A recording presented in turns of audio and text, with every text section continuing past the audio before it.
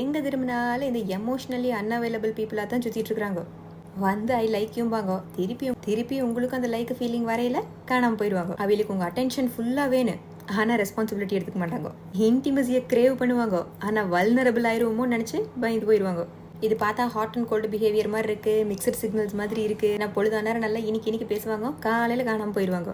அப்புறம் I am பிஸிம்பாங்கோ, I am ஸ்ட்ரெஸ்டும்பாங்கோ, ஐ எம் நாட் ரெடிம்பாங்கோ. ஆனால் உண்மை என்னன்னா, இந்த எமோஷ்னலி அன்அவைலபிள் பீப்புளுக்கு வந்து இந்த லவ்னால வர பெனிஃபிட்ஸ் எல்லாம் வேணும், ஆனால் அந்த கமிட்மெண்ட்டுக்கு அலர்ஜியாக இருக்குது. ஏன்னா கமிட்மெண்ட்டுன்னு வந்துட்டா பீயிங் சீனாக இருக்க வேண்டியிருக்கு, வல்னரபிளாக ஆக வேண்டியிருக்கு, ஈஸியாக கெட்டிங் ஹர்ட்னு ஒரு நிலமை வருது. இதுக்கெல்லாம் பயந்துட்டு அவங்களே ஒரு வால் எழுப்பிடுவாங்க. அதுக்கு பேர் தான் இண்டிபெண்டன்ஸ்பாங்கோ, அதுதான் வீக ஸ்டாண்டர்டும்பாங்கோ.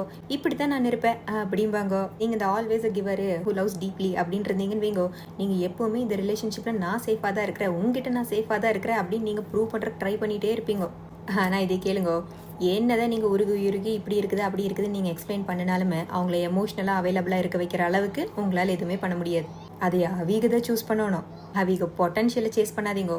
மிக்சடு சிக்னல்ஸை உட்காந்து டிரான்ஸ்லேட் பண்ணிகிட்டே இருக்காதீங்கோ, இது இதுதான் அப்படின்னு. இந்த பிரெட் கிரம்ஸ் எல்லாம் அக்செப்ட் பண்ணுறத முதல்ல நிறுத்துங்க. ரெண்டு பேரும் எமோஷ்னலாக ப்ரெசென்ட்டாக இருந்தால் இது கன்ஃபியூசிங்காகவே இருக்காது.